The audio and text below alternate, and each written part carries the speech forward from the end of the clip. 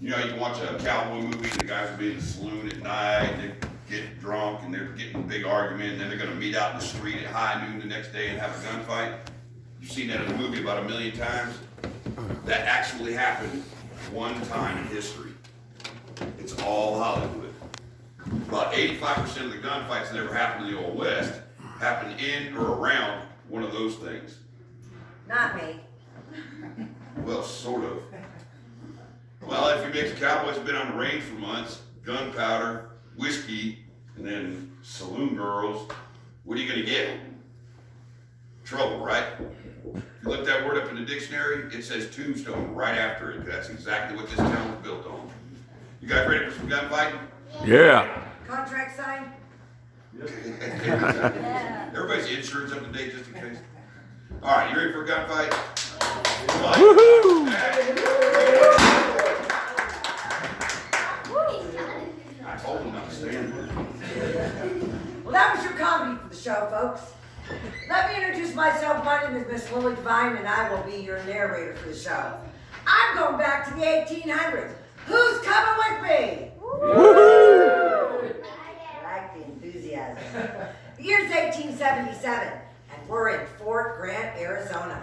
Now, there's a young man by the name of Henry Antrim. Now, Henry's only about 16 or 17 years old, so most folks just call him the kid. He likes to frequent the George Atkins Saloon, but he's got a problem.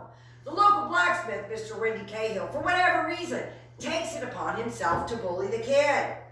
So let's see how they handle their differences back in the Old West.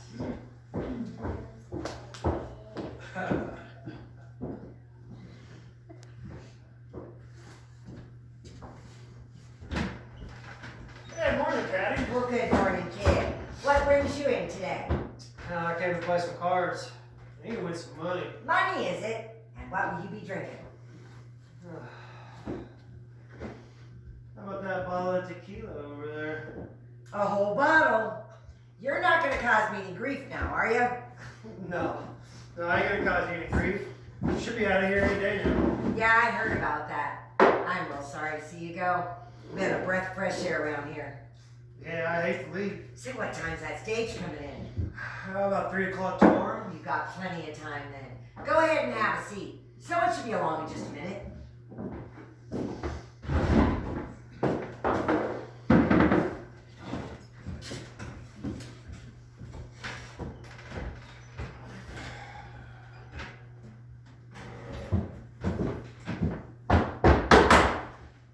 Mr. Cahill, as I live and breathe, and what brings you in this fine morning? What's so fine about it?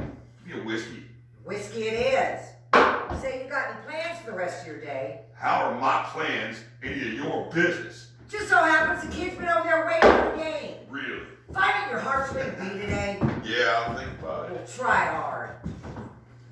Thought I told you no country jakes at my table, boy. You're just gonna start right in on it. Wendy, why don't you just leave me be? Thought I told you no jakes at my table. Kid, I think you better be going. That's for you, Cahill. Shut up and pour me another drink. Where you going, kid? I'll smack that motherfucker face. Kid, no! I told you to leave me be! Get out of here, kid, go! Cahill, you all right? Cahill! Somebody go get the dog! Well, I guess somebody better go get the dog. Mr. Cahill would lay there for more than 12 hours while he slowly dies in agony on the floor. Mr. Andrew would flee to New Mexico, where he changed his name to William H. Bonney. But you might know him better as Billy the Kid, and you just witnessed his first shooting. So let's have a hand for our actors, folks.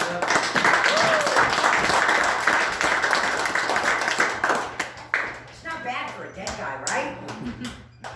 Now, the year's still 1877, and this town, it doesn't exist yet. It's just a small patch of desert by the name of Goose Flats. The only people that lived up here are renegade Apache Indians. But there's a prospector by the name of Ed Shefflin. Now, Ed lives up at Camp Huachuca, now modern-day Fort Huachuca. And he's up here searching these parts for any gold or silver he could find. But the cavalry kept telling him, Ed, the only thing you're going to find up here is your tombstone. Well, fortunately for us, Ed doesn't listen. He finds a strike 1 foot wide by 50 feet long. And when you stake your claim, well, you have to name it. And Ed, having a little bit of a sense of humor, well, he decides to name it Tombstone. You all were paying attention. Now, by 1881, this was one of the biggest boom towns in the Southwest. People would flock here to seek their fortunes. Permanent housing was built, hotels, supply stores, and for us adults, well, now if you notice, Allen Street, it's only 4 blocks long. In its heyday, it was only 9. But there was over 60 liquor licenses and 16 gambling establishments. Wasn't very hard to find trouble up on Allen Street. In fact, the mayor at the time was reported as saying that Tombstone would have a man for breakfast every day. Now, with all that trouble, well, there had to be some sort of trade-off. And the trade-off was silver. You had your hard-working types like the miners. You also had your unscrupulous characters, such as the Cowboys gang. But Tombstone also had its heroic types, like Wyatt Earp and Doc Holliday. But one man you may not have heard of is Luke Short.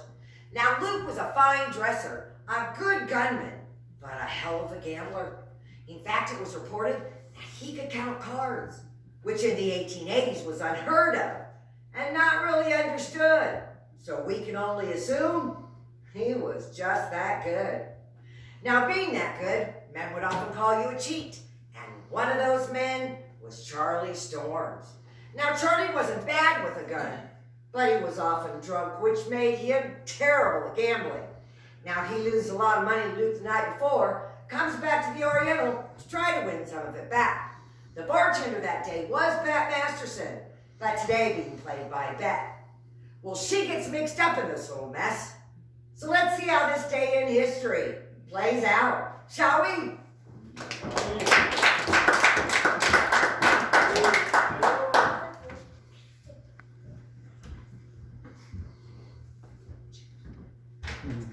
Well, top of the morning to you, Beth. Oh, good morning, Luke.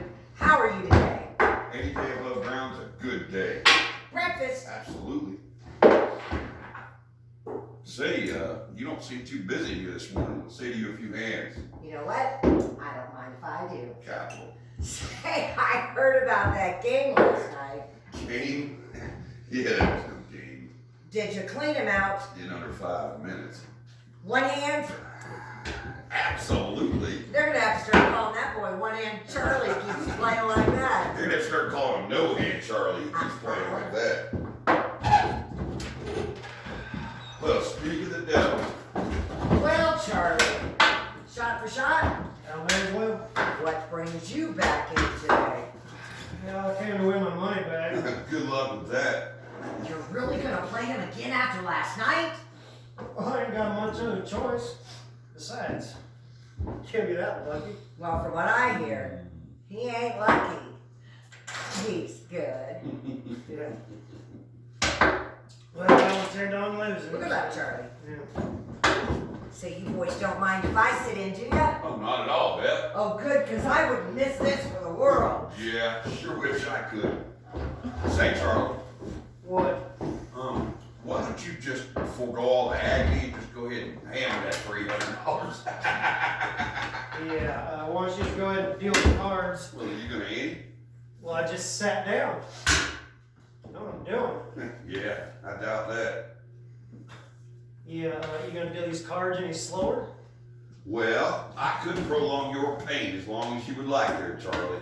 You know, Charlie, the longer it takes him to deal, the longer you get to hang on to your money. Now there's an idea.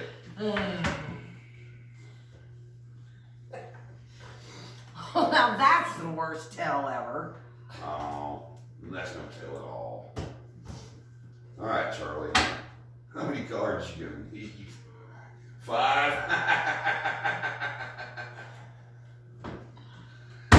One. And from the top. Better watch your mouth, boy. How many cards do you bet? Well, I think with a face like that, And a 1-card draw. I'm afraid I'm out, dear.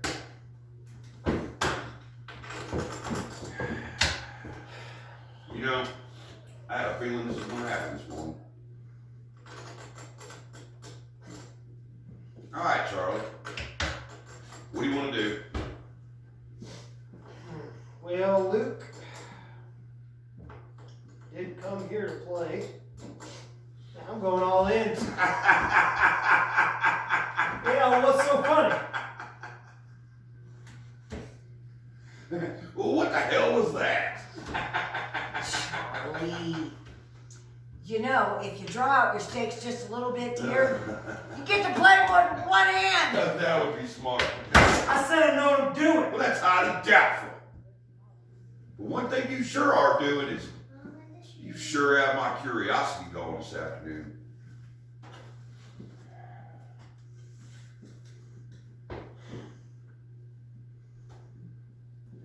I think I'm gonna call him. All right, Charlie, what do you have? Yeah, I got myself a full house. Congratulations, Charlie. Yeah, hold it. Yeah, what do you mean hold it? Well, that's a good hand. It's a great hand. That's a hell of a hand. See, normally you're right. The problem with it is, though, it doesn't beat a straight flush. Put your hand off that iron, boy. You didn't even pull from the deck. I didn't need to pull from the deck. Nobody's that lucky. Well, obviously I am. I told you he ain't lucky. He's good. No, he cheated. That's it. Beth, escort your esteemed guest to the door now. Now, Luke, that's cocked and loaded. Honey, it doesn't work unless it's cocked and loaded. Darling, put that gun away for me, please. It's your lucky day, kid. You can't come in here and call him out and cheat like that. Beth, you're my friend. I'm everybody's friend, but you made the bet. Yeah. You made the bet, you called, and you lost, Charlie. Now you're drunk. Go on home. Bye, Charlie. What's that? Yeah, you're gonna get what's coming to you. Why you gotta prod the boy that way? Oh, come on, Beth. You know that boy is nothing but an annoyance. That very well may be, but you're gonna get somebody killed around here. It's not gonna be me. And I don't want it to be me either. No, that wouldn't be very good. Besides, you're not making any friends around here. No, that's not true at all, Beth. I'm making a whole lot of friends. Look at all of them. That's not what I meant, you know it. Oh, enough of this. Give me another shot. Besides, it would behoove that young man to find himself a new form of entertainment. Because obviously this one is not his forte. What would you suggest? Maybe he'd take up, knitting or something. That would be a safer hobby.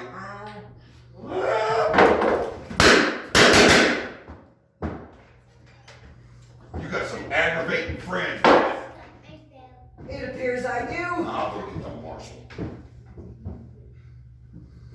I guess I'll be your witness. Well, Charlie certainly underestimated Luke that day, didn't he? Luke got off 4 shots, 2 of which went through the same hole in Charlie's heart. That poor fellow right there, he was dead before he hit the floor. Now, if you'd like to visit Charlie, well, you can do so today, because he's located right up there at our Boothill Cemetery. And as for Luke, well, he went on to lead a very long and prosperous gambling career. So let's have a hand for our actors, folks. That's some pretty fast shooting, wasn't it? Y'all having fun so far? Yes. Woo. Now, y'all heard of the gunfight at the OK Corral? Yeah. Yes. What if I told you it actually didn't happen at the OK Corral? It actually happened in an empty lot off Fremont Street, near where the park is today. But Hollywood didn't think you'd go see a movie called The Gunfight in the Empty Lot. So they changed the name, and they changed history. Now, the gunfight was between the Stock Holiday versus the Cowboys gang. We actually have one of the rarest photos of the Cowboys gang up by the noose above the ATM. Now, below that is an index telling you how, when, and where each man in that photo died. Now, 2 men in that photo, Ike Clant and Billy Claiborne, they ran away from the gunfight and were branded as cowards. Now, Ike would meet his maker in 1887 while rustling some cattle. Claiborne would meet his much sooner. You see, he leaves Tombstone but comes back 2 months later, insisting everybody call him Billy the Kid Claiborne, after his hero and supposed friend, the real Billy the Kid. Now, Claiborne has another friend by the name of Johnny Ringo. Y'all heard of him? Well, in the movie, it's depicted that Doc Holliday's the killer Johnny Ringo. But we here in Tombstone, we believe another man is responsible. And he's probably one of the most dangerous men to ever walk these streets. His name is Buckskin Frank Leslie. It was reported that he killed 11 men in 11 months. He once even shot and killed his wife. She deserved it. But before that, he's tended bar at the Oriental Saloon for the owner, Mill Joyce, today being played by Millie. Now, Millie has a nasty habit of letting people down. Today is no different. You see, Frank's been up all night tending bar and dealing with the likes of Billy the Kid Claiborne, who at 22 and drunk just wouldn't take no for an answer. In fact, patrons of the bar would say Frank was unusually patient with Claiborne, considering he was notorious for hating cowards. Nobody better ever call Frank a coward.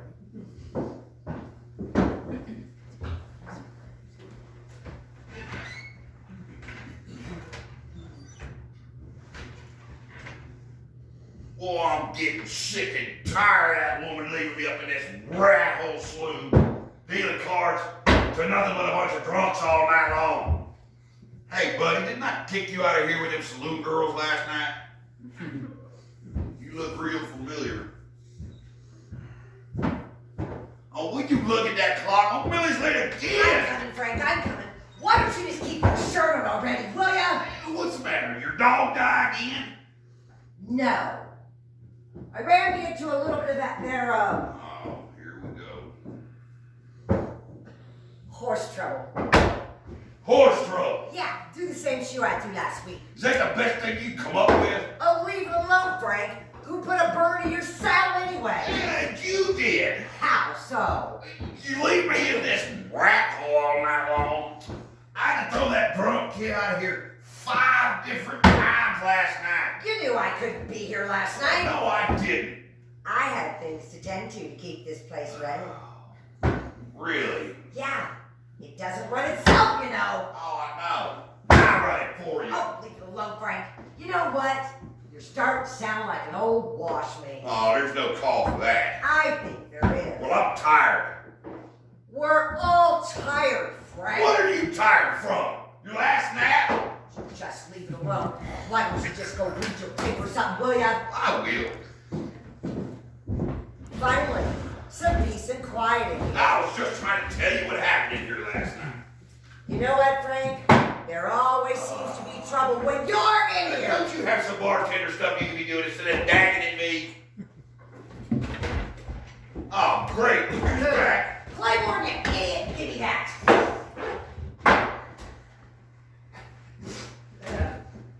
Yeah, party and drink. You're lucky you stole that one.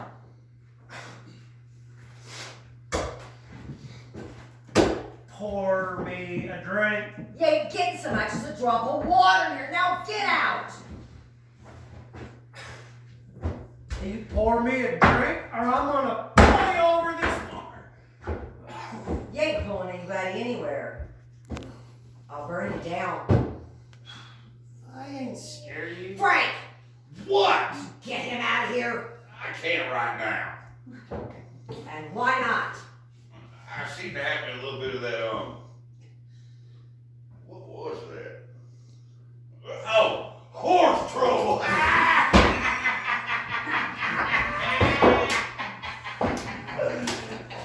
Horse.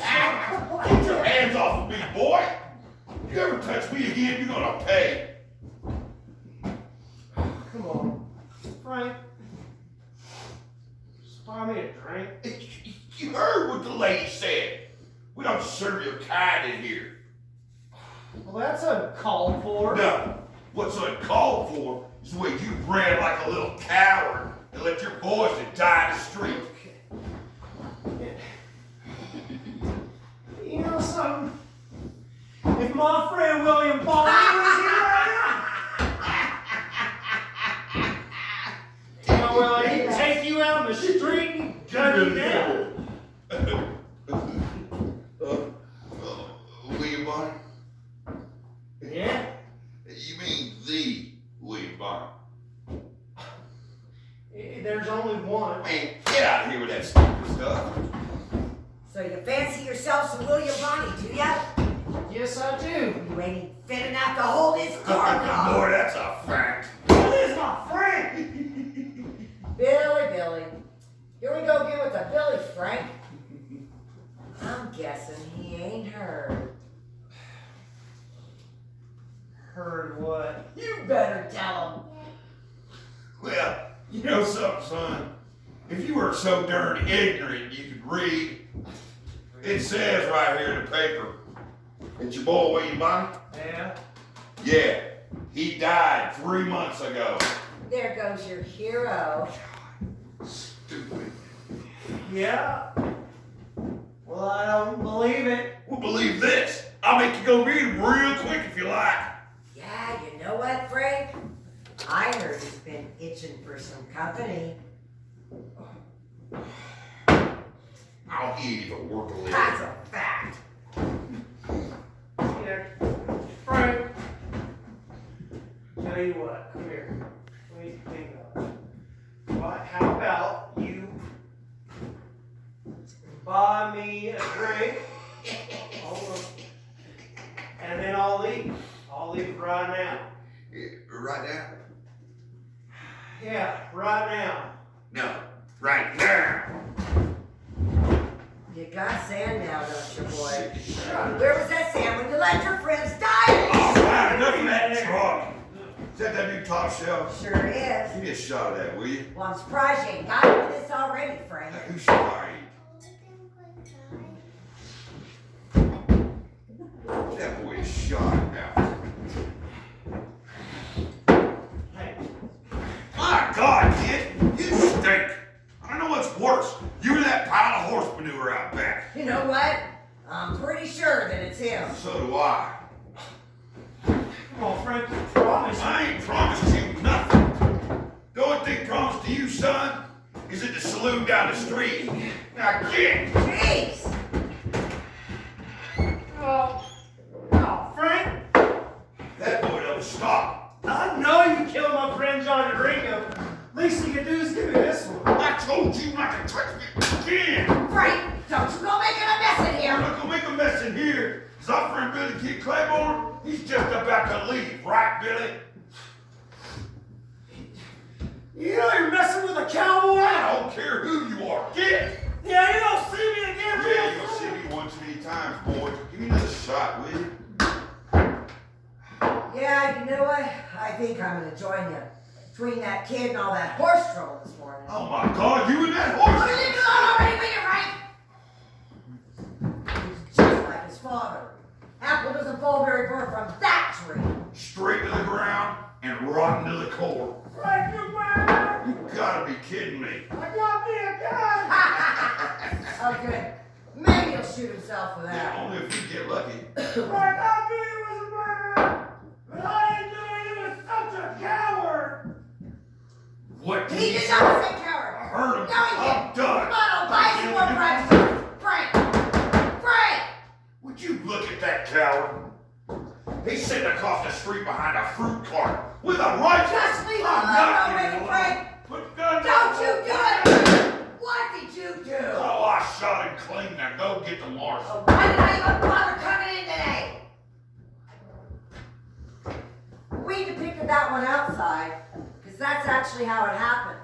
After being thrown out of the bar for the last time, Claiborne runs across the street and somehow manages to get his hands on a Winchester rifle. Hides behind a fruit cart waiting for Frank to come out the main doors. Frank's too smart for that. He comes out a side door, surprising Claiborne. 2 shots rang out that day. Claiborne misses. Frank doesn't. He shoots Claiborne from over 60 feet away with a handgun. When the marshal showed up to make a record of the event, Frank is still smoking the cigarette he lit while in the saloon. He was reported as saying, I could have done more, but I couldn't have done no less. Now the reason we believe Frank's the real killer of Johnny Ringo, one simple source. Claiborne himself. You see, it took him over an hour to die, and within that hour, he refused any form of medication, so he could tell anyone and everyone that Frank Leslie had killed his friend Johnny Ringo. Now, if you'd like to visit Claiborne, you can do so today, because he's right up there at our Boothill Cemetery. And if you walk 2 blocks down on Allen Street, you can stand in the very spot that Claiborne was shot. Now, let's have a hand for our actors, folks.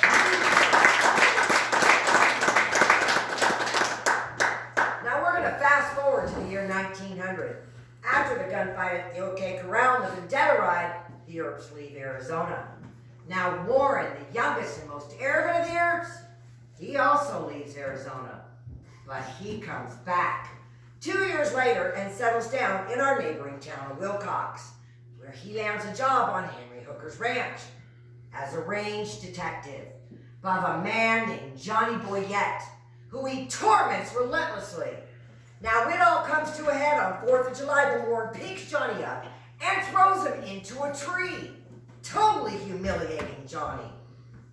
Well, of course, a fight breaks out, but it's very quickly broken up. And they would meet once again 2 nights later at 1 a.m. in the Brown Hotel. And folks, this is one of the very best examples why you never bring a knife To a gunfight. to a gunfight.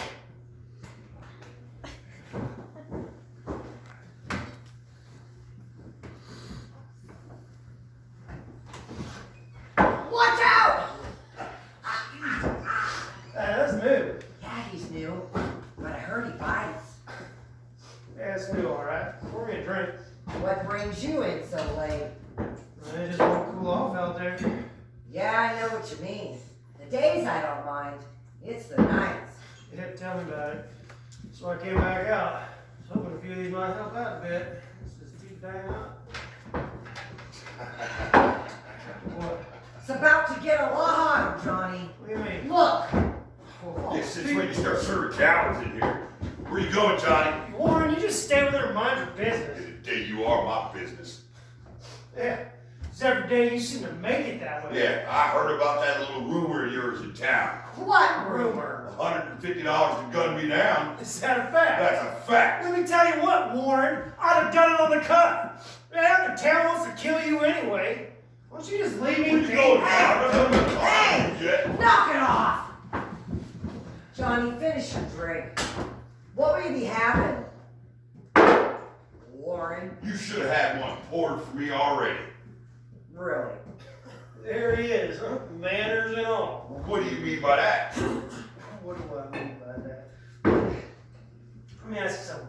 What kind of a man picks up another man and throws him into a tree, Warren? Yeah, I heard about that.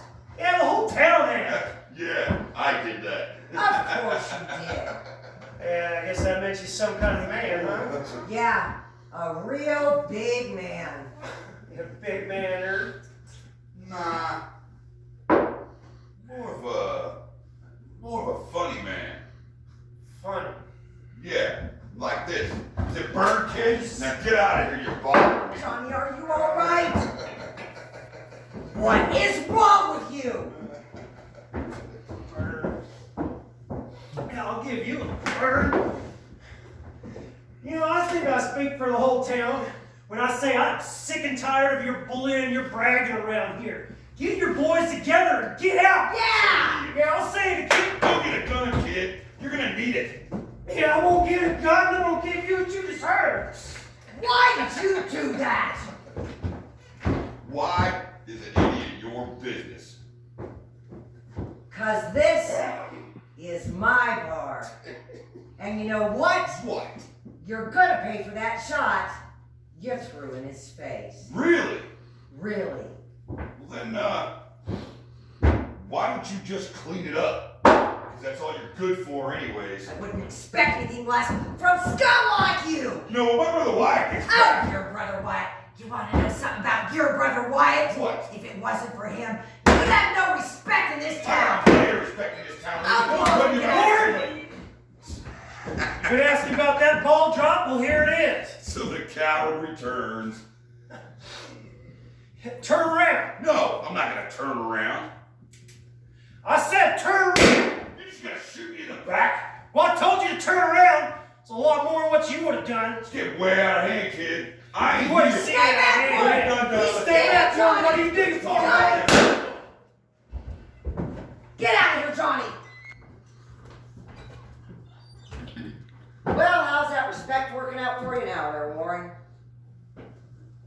Now, Warren would lay there for more than 6 hours before anybody bothered to even turn him over. People would actually step over him to get a drink at the bar. Here's to you, Warren. May he burn in hell. After they finally did turn him over, they found a half-open pocket knife in his hand. It's what he was digging for. Johnny, who was charged with the murder, was then exonerated on account of self-defense. The Earps never sought revenge against him. Now, Warren is in fact the only Earp we have buried right here in Arizona. If you'd like to visit him, well, you can do so, because he's buried over at Pioneer Cemetery up in Wilcox. So let's have a final hand for our actors.